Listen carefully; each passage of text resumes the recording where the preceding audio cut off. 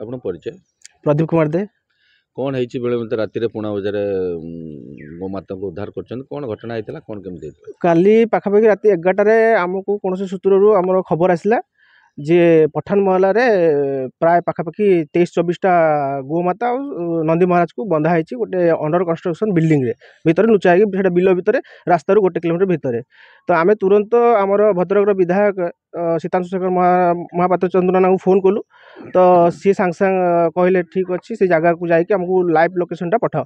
तो आम तुरंत जाकि लाइव लोकेशन से पठेलु। सी सांग सांग एसपी मनोज सार सहित कथा है पुणी आमको कॉल बैक कले किसी व्यस्त होनी आउ से सार को कहीदे तो से जहाँ भी है सीज कराब। तो सेठी आम पुलिस तापर फोन कले आमको आम पुलिस सहित गलु आम किसी गोरक्ष भद्रक जी गोरक्ष भाई कम कर भाई सब मिसिक गलु। तो जाकि पहुँचला बेलू देखला बेलू से पचार पचार आम कलु पाखापाखि जो घर था बिल मझे जहाँ सब पचार पचार कलु सामान समस्ते मना कले जे ये गाई आमर नुह। तापर से घर जार बिल्डिंग काम चलती पचारू सी भी कहले गाई आम जानू किए बांधी। तो सेठी सब भिड करके पुलिस सहायतार आम गोरक्ष भाई सब मिसिकी गोमाता उद्धार होती पाखापाखि 18टा गोमाता आ नंदी महाराज 4टा बड़ बड़ गोमाता गोटे बड़ बड़ गोमाता आउ 4टा बड़ बड़ षंढ उद्धार होती। कौन चाहते आप आमर गोटे दाबी राति अनिद्रा है आमर भाई माने प्रत्येक दिन मास को पाखापाखि आम 24-25 दिन राति अनिद्रा होचु।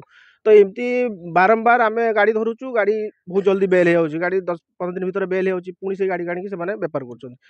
तो प्रथम कथा आमर आमर प्रशासन को अनुरोध जो गाड़ी गुड़ा आम धरुचु राति अनिद्रा है कष्ट कर निज जीवन को बाजी लगे से गाड़ी गुड़ा माने बेल न दिंतु। आ जो मैंने से धरा पड़ुं प्रति दृढ़ कार्यानुष्ठान जहाँ से किसी नि बोली से धरले कोर्ट फराड़े 2 दिन भर बाहर पुणी से कम कले। तो एतिक आमर माने माने प्रशासन को अनुरोध टी से प्रति दृढ़ कार्यानुष्ठान दिया आउ हिंदूर जो भाई माने गोमाता बिक्री कर अनुरोध आम से भगवान पूजा करूँ आम तरफ अनुरोध से गोमाता कौन विधर्मी मानक बिक्री करूँ। जय श्री राम, जय गोमाता की जय।